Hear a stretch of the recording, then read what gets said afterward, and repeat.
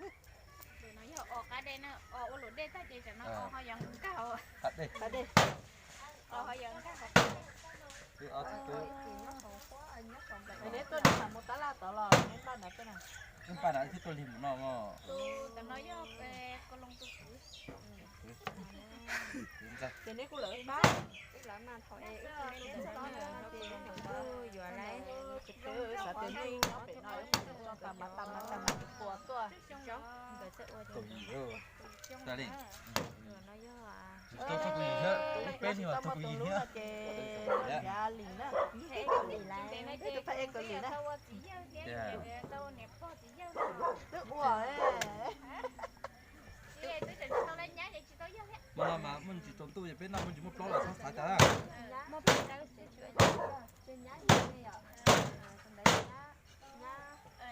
Đi lộc.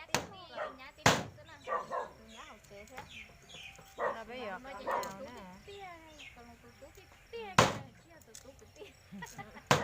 tôi không thế Chỉ yêu tôi nói tôi đi cha sức.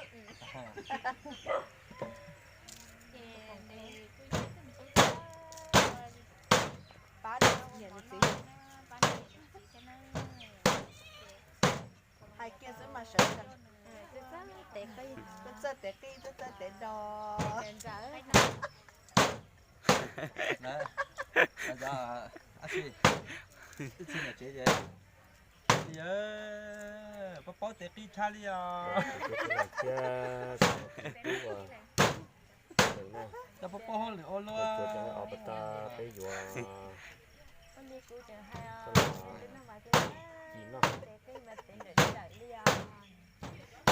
mà ở năm mà này rất sẽ để Bây giờ hay nhiều chục khoản chứ tôi chục khoản mà hai dạng quá hay. Cái té chỉ mất tôi té tụt thằng ấy chỉ câu đi.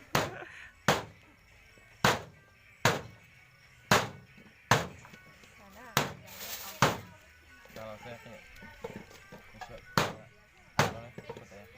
Gặp mó. Số đi. cái mất tiền không tiền lái ở cái phi cái nào Cái nó còn là một cái ở cái đây. Không mà nó cũng thế. Chúng mua ăn không thế mà thế. Chút cá nữa không? Wow. Chút chín nhung.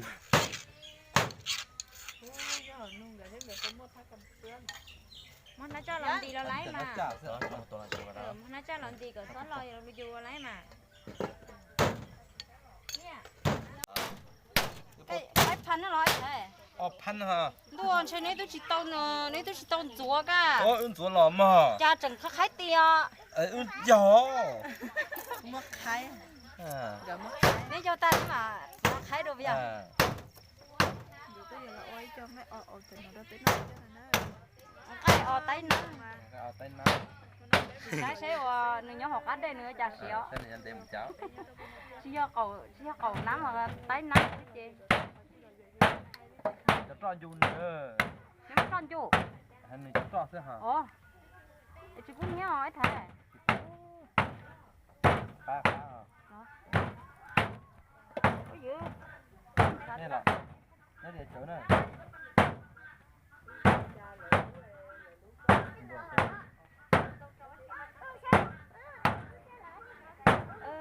nó ai thế thì còn lần nó đã tỏ quay cho tay nắm đó cái Tay nắm.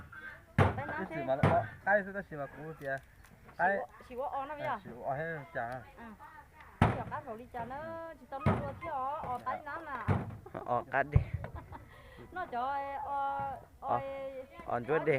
on chuột đi cậu đi thì tao nó cho cá đi Không để chứ. Nó cá để hết nó cá chả. Cái con gì ạ? Đặt nó lại. Sao lúc này nó? Trong kia mà. Con kia bỏ mày ạ. Con kia bỏ hết chỉ mà đi. Sộp lốt tử. thế nếu những cái nó có ốp tôi nhá nó có ốp ốp nó có là ốp phải là ốp phải ở Bỏ hạt chút. Nếu cả hạt chút thì hò. cái lúa tàu kén á Dạ lúc tàu thăng hả? ô giờ này chỗ hạt tàu kén thế giờ của hạt tiền đấy thì kia ít bùa họ thả lên lấy Nhưng mà tàu thăng á. ô tan cho lấy thế tàn thó thì cũng không mong tôi sẽ con đi chăm chú trong số cho nó chỉ bắt thôi người lo một tụ on nó đằng cho mày chi đó ôn chọc cả rồi nó nhá chú ăn chơi nhá chú ăn chơi nhá cả đồ sát gió yo có tụ sát gió chưa yo có mà lên mới chặt suốt hay coi có mà lên mới chặt suốt con tuấn con bé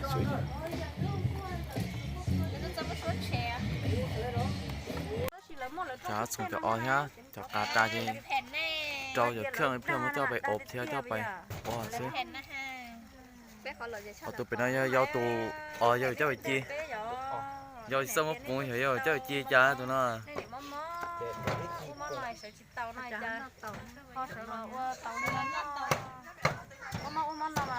cái cho gì phá thì tôi luôn tụi cho nhá tụi gần phía tao ấy nó rót chế chứ mà ra về nó lòng còn cái này ra tao thì nế hết mà sao chân kia thì ở chỗ nó này liệu bé chưa cho nó chưa nó tôi tao ấy thì cảm thấy bé xí con để nó ok